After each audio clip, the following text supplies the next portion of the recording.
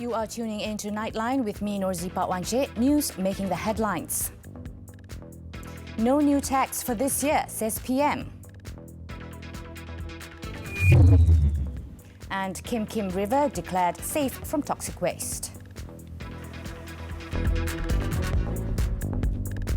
There will be no new tax for this year except for sugar tax, which was announced in the 2019 budget. However, Prime Minister Tun Dr. Mahathir Mohamad said the implementation of the new excise duty is delayed as the government would need to ensure that the mechanism is effective in meeting its objectives. There will be no new tax for this year, except for sugar tax, which we have already announced.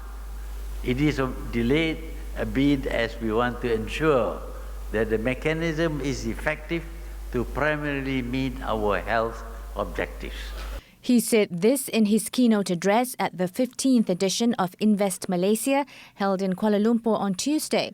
The Prime Minister added that the excise tax of 40 cents per litre on sweetened beverages, which was initially targeted to start on April 1st, 2019, has been postponed to July 1st, 2019. And the government will use the revenue collected from this tax to provide free and healthy breakfast program for all primary school children beginning next year. Beginning next year, the government will use the revenue collected from this tax to provide free and healthy breakfast programs for all primary school children.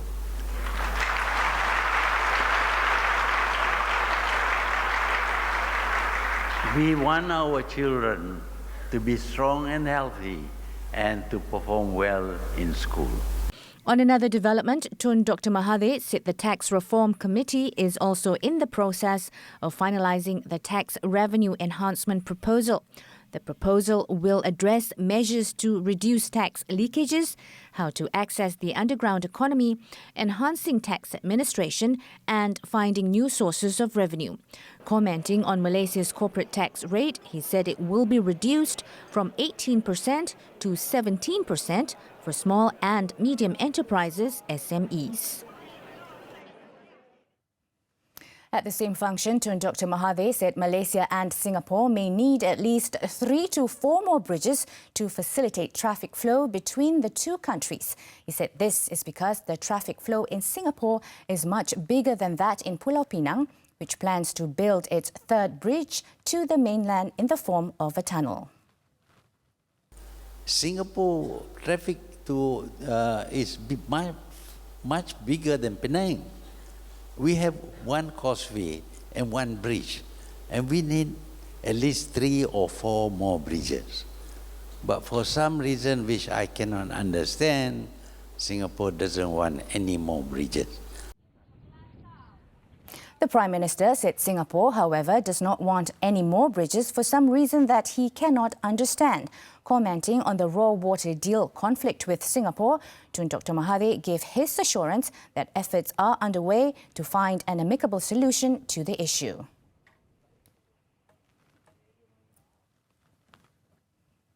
The Prime Minister also stressed that Malaysia is committed to friendly economic ties with all its partners, especially those with whom the country has the strongest and closest links.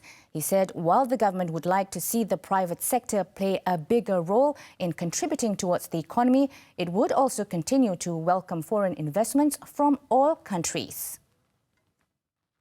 The focus is not about which country the investment originates from, but it is about the value proposition of the ventures which have to bring balanced benefits to both sides. Fundamentally, the ventures must be commercially and economically sound and provide strategic advantages to our country. Despite the differences with China and Singapore, Tun Dr. Mahathir stressed that Malaysia remains close partners with these countries based on mutual respect and interests.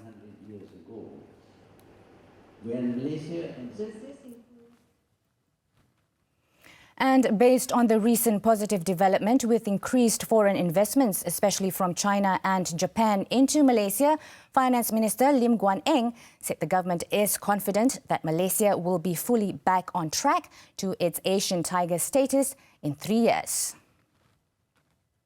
After the new government took over and they see the change, the commitment towards complying with international norms, instituting institutional reforms, to promote transparency and accountability, they said they want to come back.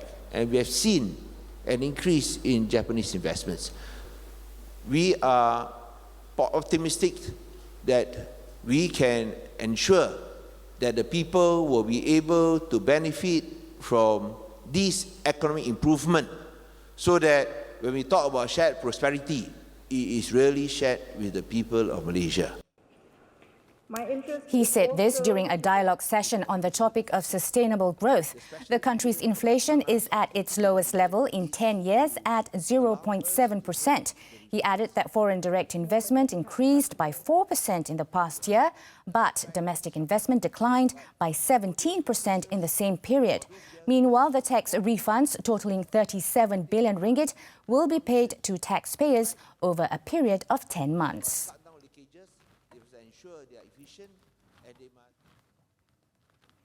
The 1.5-kilometre stretch of Kim Kim River in Pasir Gudang, Johor, where toxic waste was illegally dumped, has been cleaned up and is now safe. The authorities will, however, continue to monitor the situation at the site for the next 15 days to ensure that water and air quality in the surrounding area are clean. Selepas 17 Mac di mana kerja pembersihan telah habis, micro cleaning juga habis micro cleaning selepas pembersihan kita pun buat. Selepas itu pemantauan telah dibuat berterusan selama 2 hari sudah. So hari ini kita sangat yakin bahawa kualiti udara di tempat pembuangan di mana dia adalah yang paling serius adalah selamat. Cleaning juga. The minister was speaking to reporters at the State Disaster Management Committee's operations room in Pasir Gudang on Tuesday. During the cleaning up process, a total of 900 tons of contaminated substance and 1,500 metric tons of contaminated water were cleared. Yeo said 30 teams comprising Department of Environment or DOE members and Chemistry Department personnel were deployed to 30 schools around the affected area today to monitor air quality by using gas detectors. All 30 schools were located within 3 to 9 kilometres from the Kim Kim River.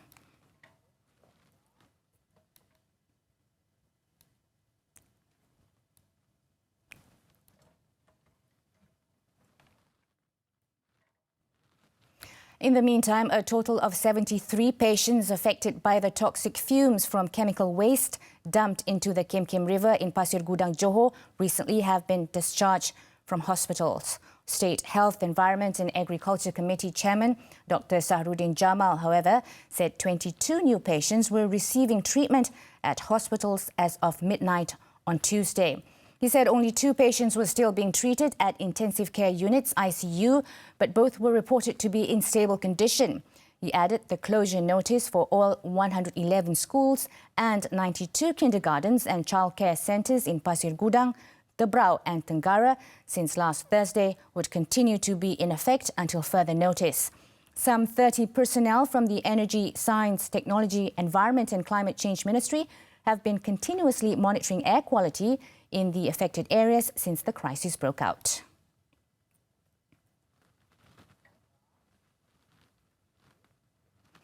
Meanwhile, Johor Menteri Besar Dato' Osman Sapian has instructed the DOE to investigate several alleged cases of dumping of chemical waste in the Masai area. He also said the area should be entirely closed for the cleanup until a complete report is obtained from the department. Several blue barrels believed to be used as containers of chemical effluents were found near Sungai Sembilang behind Sekolah Menengah Kebangsaan Taman Tanjung Putri Resort. The school is one of the several schools where students had felt the impact of toxic fumes that had emanated from the chemical waste dumped into the Kim Kim River 12 days ago. Dato' Osman also urged for strict action to be taken against those responsible for dumping effluents illegally.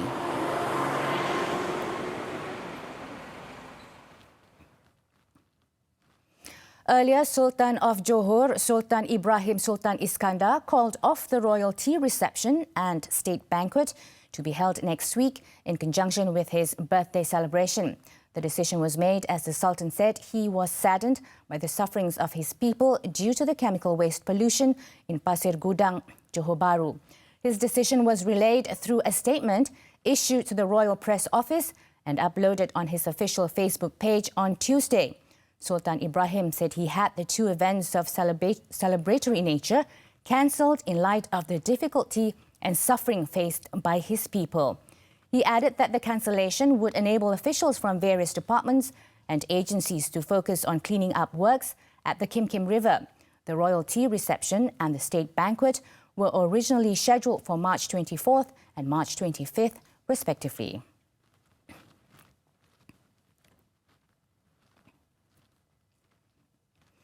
A total of 75,352 government pensioners will receive a one-off 500 ringgit special payment starting Wednesday. The Public Service Department said the assistance is in line with the 2019 budget aimed at individuals who were receiving pensions of less than 1,000 ringgit a month. In a statement on Tuesday, the Public Service Department said the list of recipients was identified in collaboration with the Department of Veterans Affairs to ensure that one-off assistance was paid to eligible pensioners.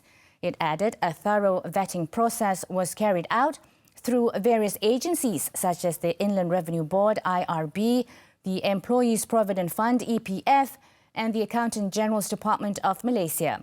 Other agencies include State Treasurers, the Social Security Organisation or SOCSO, the Companies Commission of Malaysia, SSM, and the Road Transport Department.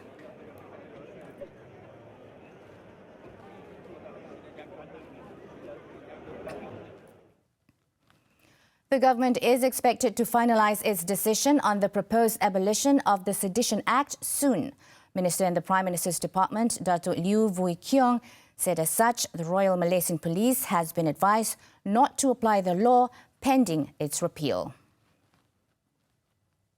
Kerajaan telah pun mengambil pendirian bahawa akta itu akan dikaji ataupun diubah ataupun dimansuh sekali. So this still dalam work in progress dan saya harap akta ini satu keputusan muktamad akan dibuat dalam jangka masa yang terdekat ini.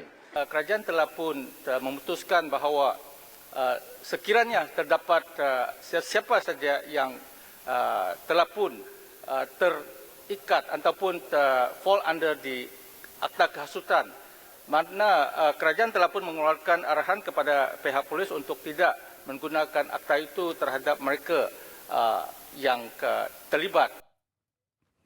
Datuk Liew was responding to a question at the Dewan Rakyat on the progress of the pledged abolition and whether police would refrain from applying the law until then. In January, he reportedly said the bill for the abolition of the Act would be tabled as soon as the current meeting of Parliament. He also said the government will introduce a new law to replace the Sedition Act's functions.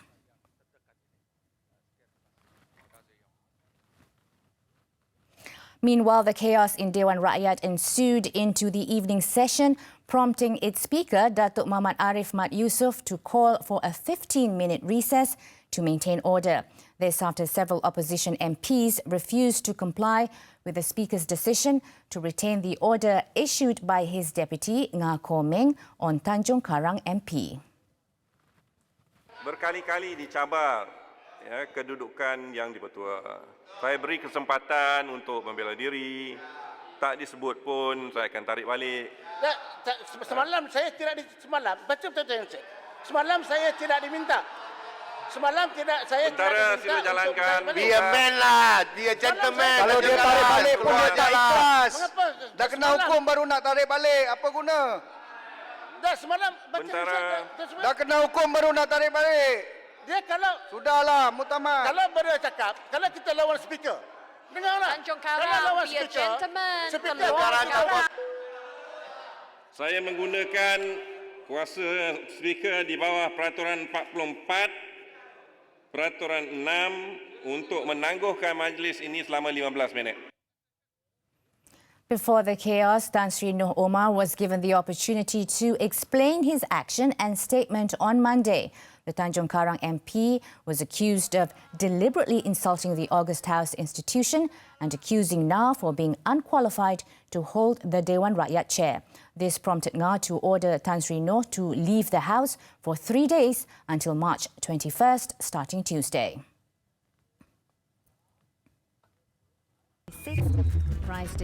Coming up after the break, 3 remanded over 30 million ringgit project scandal involving SSM. All 3 were detained at their respective offices and homes around Petaling Jaya, Selangor and... The Malaysian Anti-Corruption Commission, MACC, has obtained a 5-day remand beginning Tuesday against 3 people over abuse of power and graft allegations related to a Companies Commission of Malaysia or SSM project worth about 30 million ringgit.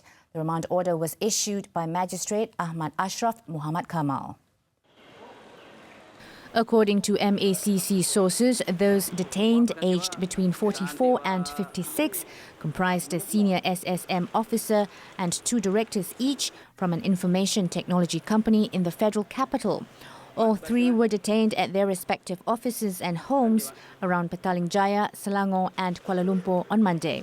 The senior officer was alleged to have abetted the 2 IT companies to obtain approval to offer certified software certificate services without following the regulations as stipulated under the purview of the Malaysian Communications and Multimedia Commission, MCMC.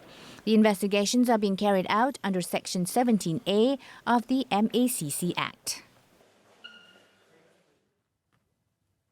Police have started an internal probe on 3 policemen who were nabbed by the Malaysian Anti-Corruption Commission, MACC, on Monday for allegedly providing protection to massage parlours for kickbacks. Inspector General of Police Tan Sri Muhammad Fuzi Harun said the Integrity and Standard Compliance Department would take charge of the investigations involving the case. Jadi sekiranya penyeliaan ada berlaku kelemahan penyeliaan ataupun ada pegawai-pegawai kita terlibat dengan perkara-perkara yang isu-isu integriti ini, kita akan ambil tindakan. Dan sekarang ini siasatan dijalankan oleh pihak SPRM dan kita pun tak dapat tapi dimaklumkan seperti mana yang saya baca ni, bukan dilaporkan oleh pegawai saya, di akhbar-akhbar aja bahawa mereka ni melindungi pusat pelacuran dan sebagainya. Jadi kita akan siasat secara dalaman. JIP saya telah arahkan untuk menjalankan siasatan di peringkat jabatan kita. Tan Sri Muhammad Fuzi was speaking to the media after witnessing the signing of a Memorandum of Understanding between the Police's Cooperative Limited, Retired Senior Police Officers Association or RESPA and the Malaysian Safety Industry Association. He added that all state and district police chiefs have been instructed to counter illegal gambling and vice activities, and action will be taken against police personnel found with any evidence of criminal wrongdoing. Also in Putrajaya, 14 persons have been remanded over allegations of a protection money racket involving reflexology centre operators. 7 of the suspects were 3 policemen, including a station chief, 3 DBKL enforcement officers as well as a fireman. Putrajaya Magistrate Ahmad Ashraf Muhammad Kamal allowed the suspects to be remanded until Friday to assist in the MACC probe. Johor Region 2 Marine Police arrested a suspect believed to have been involved in the smuggling of liquor worth over 400,000 ringgit in an operation at Taman Pulai Bayu in Johor Bahru on Monday. The Marine Police are now trying to ascertain the suspect's modus operandi, including his connections with other parties and other possible locations for liquor storage. The 36-year-old suspect is in remand for 4 days starting today to assist with investigation under Section 135, Subsection 1D of the Customs Act 1957. Meanwhile, Kuching Magistrate Court on Tuesday sentenced a businesswoman to 2.5 years in jail plus fines for property investment fraud involving losses of 192,000 ringgit. Chai Hui, 42, pleaded guilty to all the 13 charges of fraud, committed between February and August 2017 in 3 separate courts. The accused, who was unrepresented, had deceived victims to make payments to her in stages amounting to the 192,000 ringgit, and the money was used for her personal benefit. In Selangor, a factory operator was sentenced to 30 months in jail at the Teluk Datuk Magistrates Court for 2 counts of robbing and molesting a Grab car driver on March 3rd. Magistrate Muhammad Isa Matnor meted out the sentence after the accused, Haikal Harun, pleaded guilty to both offences. He was charged under Section 354 of the Penal Code, which provides 10 years jail, a fine and whipping if convicted. British Prime Minister Theresa May's Brexit plans were in disarray on Tuesday as her government sought to plot a way around a ruling by the Speaker of Parliament that she must change her twice-defeated divorce deal to put it to a third vote.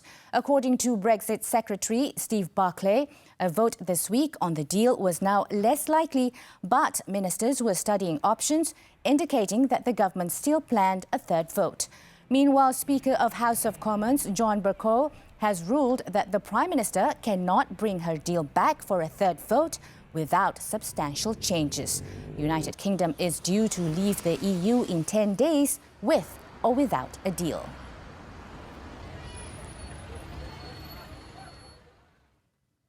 Mozambique President Filipe Nyusi warned on Tuesday that more than 1,000 people could have been killed by Cyclone Idai, putting the potential death toll greatly more than the current figures. So far, only 84 deaths have been confirmed 4 days after the cyclone slammed into the country.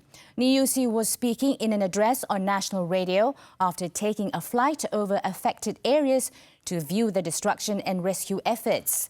Mozambique's government said about 600,000 people have been affected and 100,000 of others need to be urgently rescued near Beira.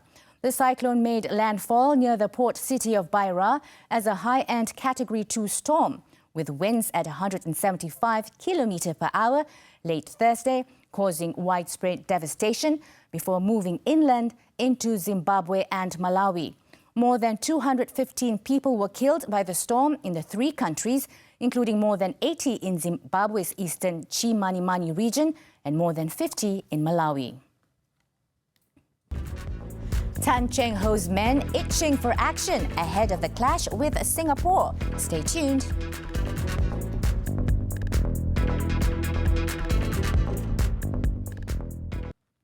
Sports football, the 2019 Air Marine Cup.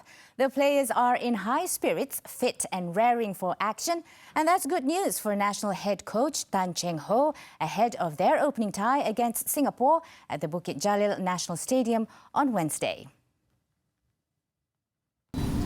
Preparation have been good, and the training have been, looks better, and the players' spirit is high. Hopefully, we have a good match tomorrow. The tension always is there, and of course, for me as a coach, I want the players to be focused on the match only and nothing else. Very important. You need to be concentrate and focus for the match. Other than you have to be a bit patient sometimes because of the situation. I don't want to have any incident that plays an off. He was speaking at a media conference in Petaling Jaya on Tuesday. The other match up on Wednesday will see Oman taking on Afghanistan at the same venue. The winners of both matches will meet in the final, while the losers will play for third placing. Both matches will be on March 23rd.